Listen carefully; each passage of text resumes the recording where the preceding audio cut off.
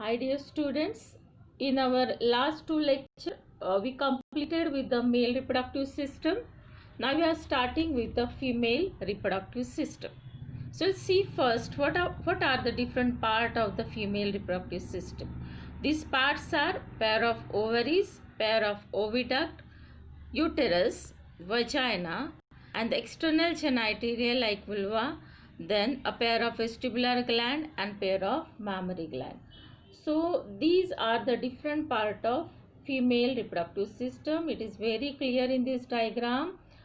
The pair of ovaries there, pair of uh, tubes are there, or the ureter is there, then fallopian tubes are there, then the cervical canal, cervix, vagina. So these are the different part which is the part of female reproductive system. Now we are starting with the detail.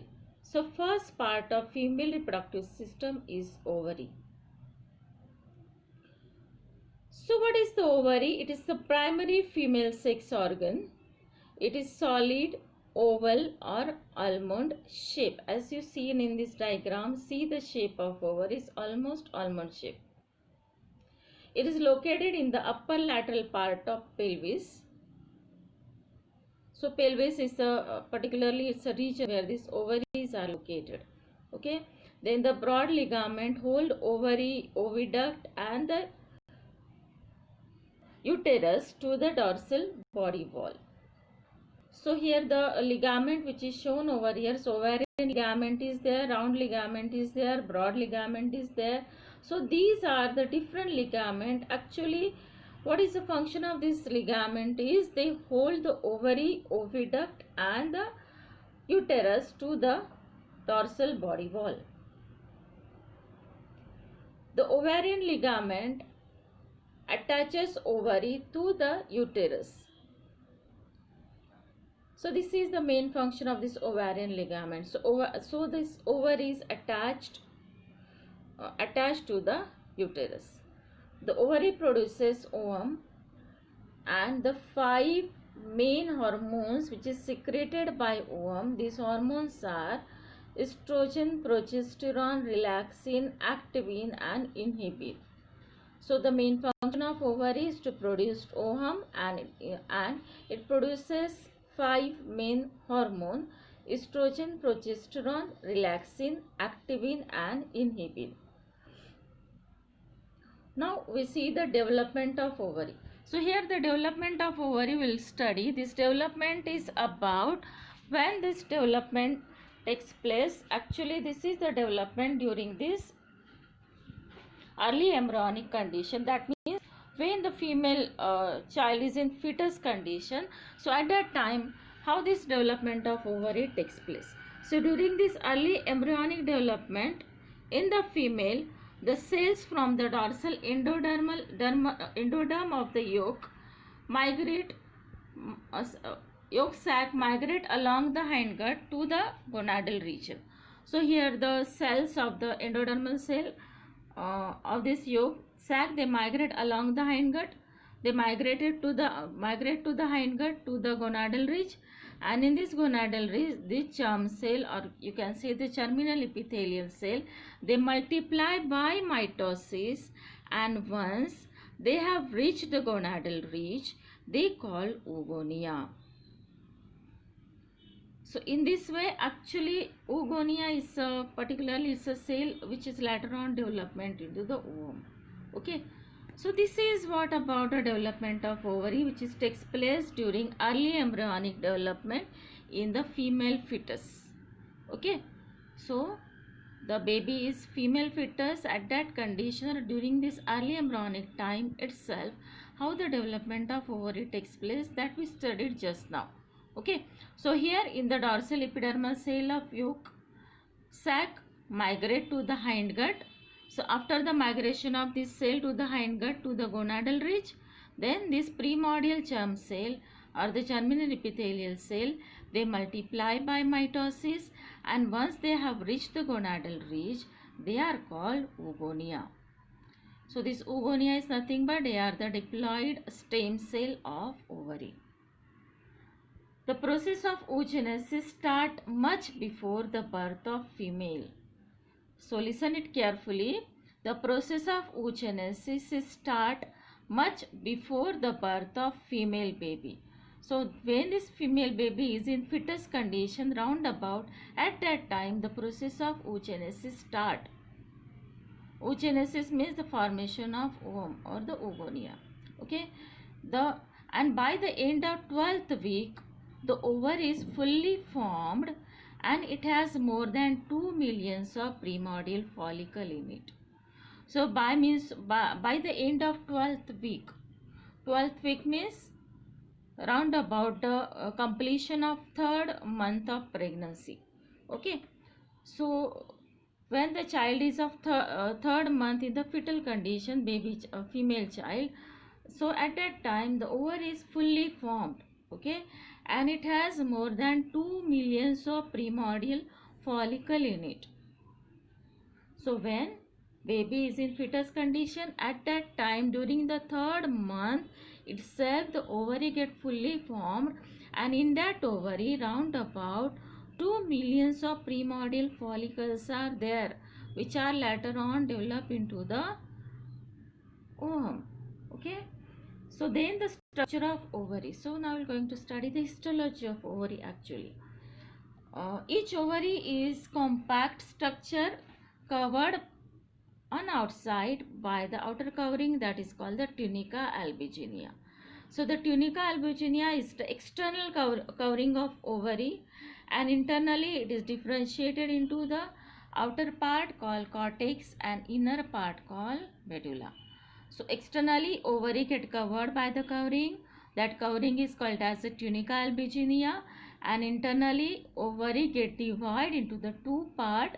The outer part is called cortex, whereas the inner part is called medulla. Now this cortex externally covered by the layer of germinal epithelium.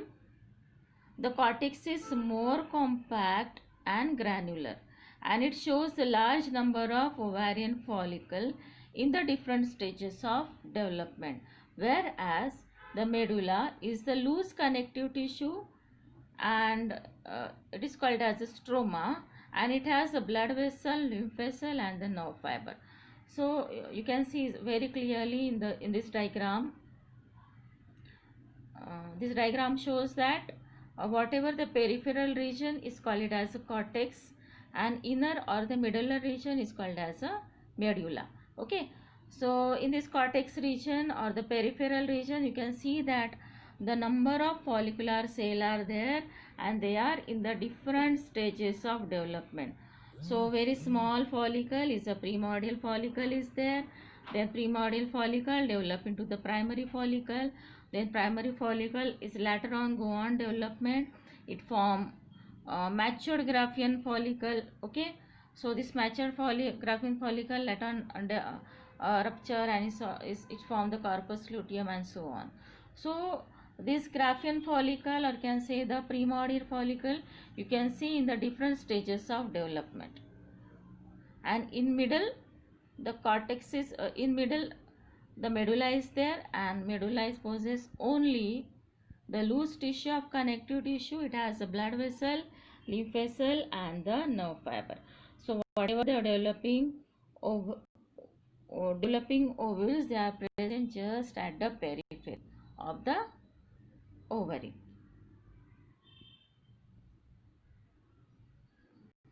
So the formation of primordial follicle. So you first see in this diagram, what is this primordial follicle? So it is the very small cell. It's a germinal epithelial cell of ovary. So it's a very small cell that is called the primordial follicle, and this primordial follicle actually develop into the Graafian follicle. Okay, so this one is what? It's a Graafian follicle, and this Graafian follicle, when it is fully developed, it get ruptured, it get open, and it releases what? It releases the ovum. So this small one is nothing but it's a ovum which is released out a Graafian follicle. Okay, so what is a primordial follicle? Primordial follicle is nothing but it's a small cell, which later on go on development, and this is the small cell. Inside is primordial follicle, the small ovum is present, and when it is get fully developed, after that it is get liberated, it is get burst open, and the graphene follicle get burst open and releases ovum.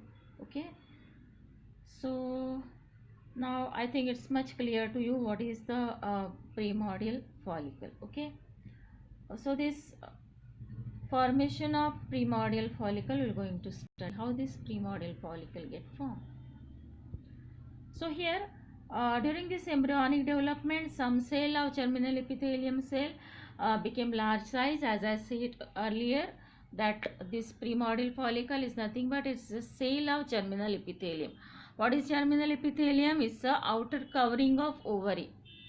Okay, so outer covering of ovary is called germinal epithelium. This germinal epithelium is made up of small cell, and this germinal epithelial cell develop into the primordial follicle. Okay, so this small cell of the germinal epithelium, it became large size. They multiply mitotically, and after mitotic multiplication it formed the group of cell, and that cell called the egg mother cell, or it is called oogonia. Then oogonia now project into the stroma. Okay, so from the germinal epithelial cell, this oogonia then enter into the stroma. Okay, and in this stroma of the ovary, and this egg tube cell or the flagger cell, which later on became a round mass and formed the egg nest. So around this oogonia, the flagger cell, which later on form a round mass around this cell, and they form what? They form the egg nest. So inside this egg nest, the primordial cell is present, or the primordial follicle is present. Then this primordial follicle, then later on it formed the primary oocyte. Okay, so it's a primary oocyte. Then this oogonia in the nest cell form the follicular epithelium around the primary oocyte, and it protect it and nourish it, and the structure thus formed is called as a primordial follicle. So after getting the primary oocyte or whatever the primary oocyte cell is there, it get rounded by the flagger cell, which is from the egg nest. Then egg nest cell, they provide nourishment and they provide protection and the nourishment to the primary oocyte, and primary oocyte then develop into the primordial follicular cell.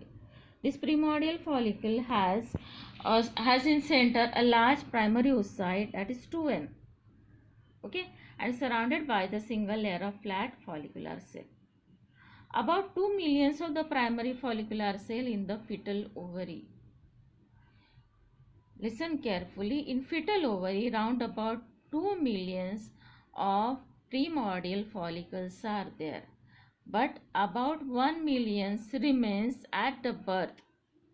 At the birth of female child, only 1 million of primordial follicle remains. Okay, and only about 40,000 remains at the time of puberty. And when this female child, after birth, when this female child reaches up to the puberty, at the time of puberty, only 40,000 primordial follicles remains. The large scale destruction of this primordial follicle during the growth is called as atresia.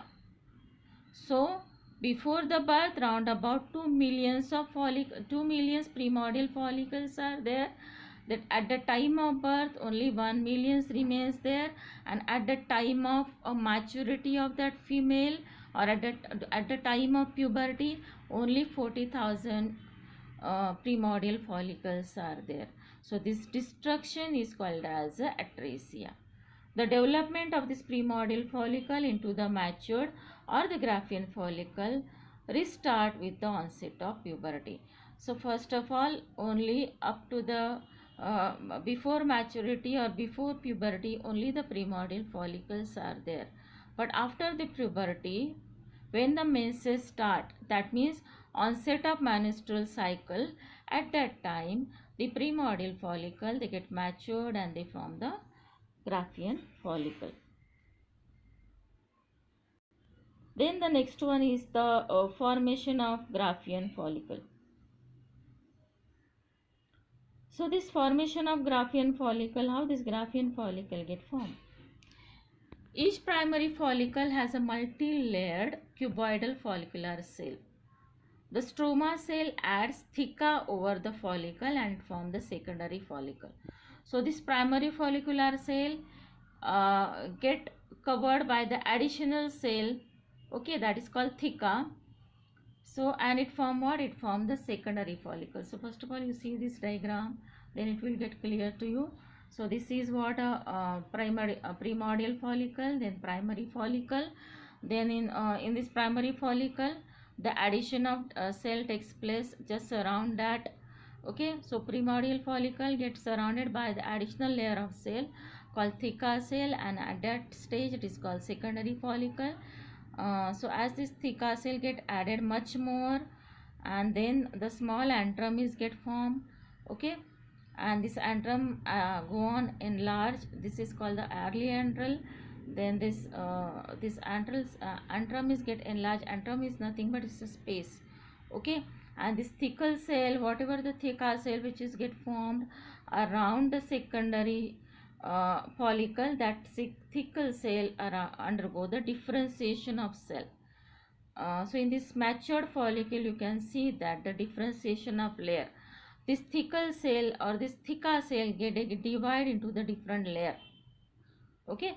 So antrum is there, then the two layers are there which are differentiated by the different color. So this matured say follicle, in this way this matured follicle is formed, and as soon as the follicle get matured, that Graafian follicle get burst open and it liberates what? It liberates the oocyte. So this oocyte is nothing but it's the ovum. So in this way the development of this Graafian follicle takes place, okay. So in this way the follicular formation takes place. So as soon as the Graafian follicle get formed, this Graafian follicle get ruptured, and this release of Graafian follicle is called ovulation. So this Graafian follicle ruptured and it releases what? It releases the oocyte or it releases the ovum, and that is called the ovulation. And after the ovulation, what is about that Graafian follicle? Now this, after the rupture of Graafian follicle, after the release of ovum, this Graafian follicle then convert into the corpus luteum. So this ruptured Graafian follicle, now it is called as a corpus luteum, which is get formed, and if the fertilization do not takes place, this corpus luteum then get degenerate and it formed the white scar called corpus albicans. So it is much more get clear by this diagram which I shown to you earlier, okay. So here see, so here the rupture of ovum takes place, the ovulation takes place, ovum get released, and here it is the early corpus luteum. So this is what, it's a corpus luteum, and if the pregnancy do not takes place, fertilization do not takes place, this corpus luteum get degenerate and it form the corpus albicans, okay. So this corpus luteum is very necessary for the prevention of pregnancy, for the continuation of pregnancy. If pregnancy takes place, the corpus luteum do not get degenerate. This corpus luteum remains as it is, because the corpus luteum secrete very necessary hormone called progesterone, and this progesterone is very necessary for the maintenance of pregnancy.